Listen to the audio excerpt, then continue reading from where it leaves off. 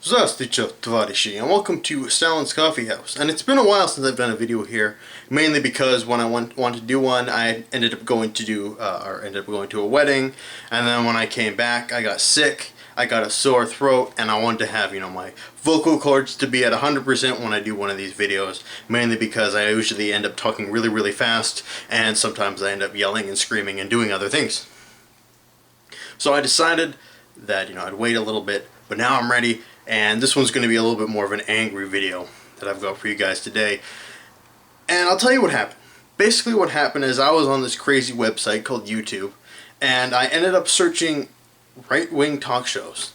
And it was a terrible idea because I ended up watching some of these right-wing talk shows from these talking heads like Bill O'Reilly, like Rush Limbaugh, and like Glenn Beck. And I got really, really angry. Because I was listening to the rhetoric they're talking about. They're talking about how the liberals are all evil, they're all socialist, they're all trying to destroy the country, they're trying to do this, they're trying to do that. They're the scum of the earth, they're horrible human beings, you've got to hate them all. You've got to hate all of them. And I'm watching what these guys are saying, I'm like, these aren't the same breed of conservatives that I know. These aren't the same kind of breed of conservatives that I know and love. And we'll talk about that a little bit later. But the second thing I started thinking about, I'm like, these guys are your own countrymen. These guys are your own countrymen that you're saying are the scum of the earth. They're trying to destroy the society. They're all horrible people. And if you can't trust your own countrymen, then who the hell can you trust? Just watching them promote this factionalism between Americans, and I can't imagine that most Americans are like this kind of stuff, that they like these people saying that all this segment of America is evil and they're bad and they're destroying our society, and I can't imagine that why Americans tolerate that kind of stuff. And I unfortunately saw some of these shows where people would call in, and the people who called in are even worse. Like there was this one lady who called in and he's saying that Obama is going to be lynched, he's going to be assassinated, he's going to be beat down, he's the devil, he's an evil incarnate, and he's a horrible, horrible human, and we got to lynch him old school style. The next guy was calling in about how all the immigrant children are coming to America and they're producing babies and lots of babies, and they're sucking up all the welfare and consuming all the resources, and all the children need to die. All these immigrant children need to die. And I'm thinking to myself, this is from the pro-life segment of the population.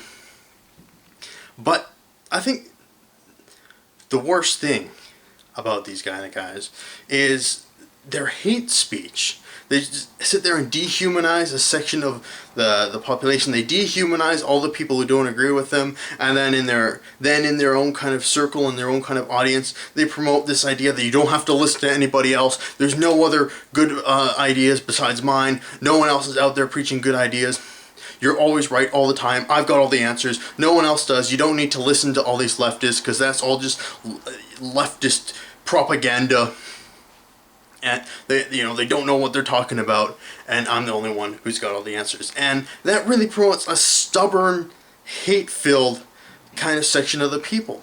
And if you let these people get power, that's gonna spread, and that's gonna breed, and that's not gonna bode well for anybody.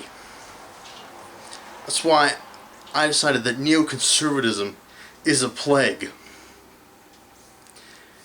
And I know that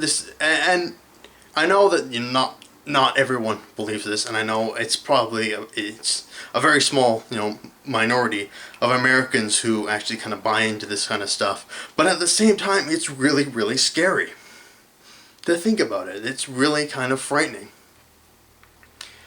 And I think and I got so many things I want to say about this, but I mean, their hate-filled speech has gotten me hating them. And it's kind of a perfect example of how hate is a boomerang. And if you're going to preach hate, and you're going to preach intolerance, and you're going to preach this kind of stuff, that it's going to come around back and it's going to hit you in the face. That if you're going to hate on all these people, all these other people are going to hate on you. I mean, like, these people, if you were to say that the sky is blue, in an argument. They would not admit it because that would give you a point in the argument. Just such insane stubbornness that they will refuse to learn from their mistakes because they refuse to that they have ever even made a mistake.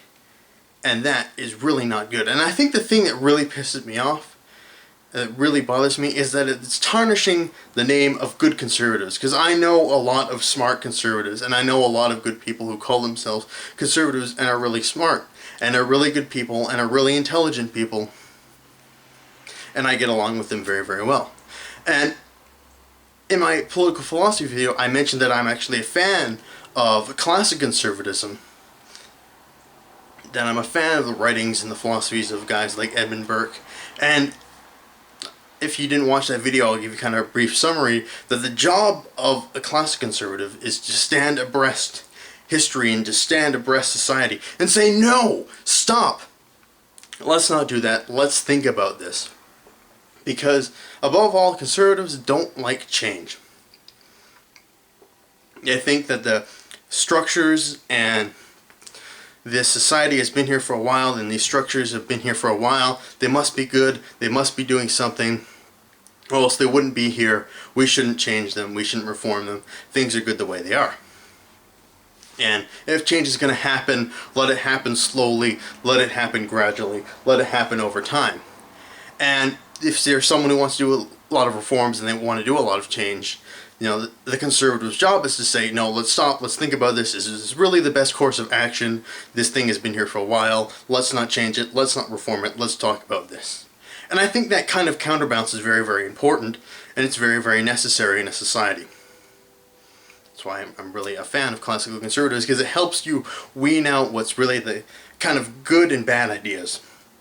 Good philosophy, good reform ideas, good laws, good bills versus bad ones. Also, classical conservatives are practicers of realpolitik, or the politics of realism. And like I said, I've got a lot of smart conservative friends who have a brilliant conservative argument against the war on terror.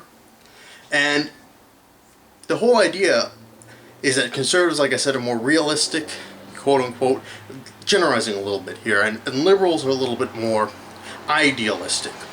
So liberals will look at a problem, say poverty, and say, oh, no one's really tried to solve poverty before. No one's really taken a stab at it. All we really need to do to solve it is do A, B, and C, and it'll be great. Everything will be good. And a conservative will say, you know what, you can't really solve poverty. You're just going to waste your time, you're going to waste your resources, and you're going to waste your money doing it. The best thing we can do is try and limit poverty, but we're not going to solve it. We're not going to fix it. Best not waste that time, money, and effort. And that whole kind of argument can be applied to the war on terror.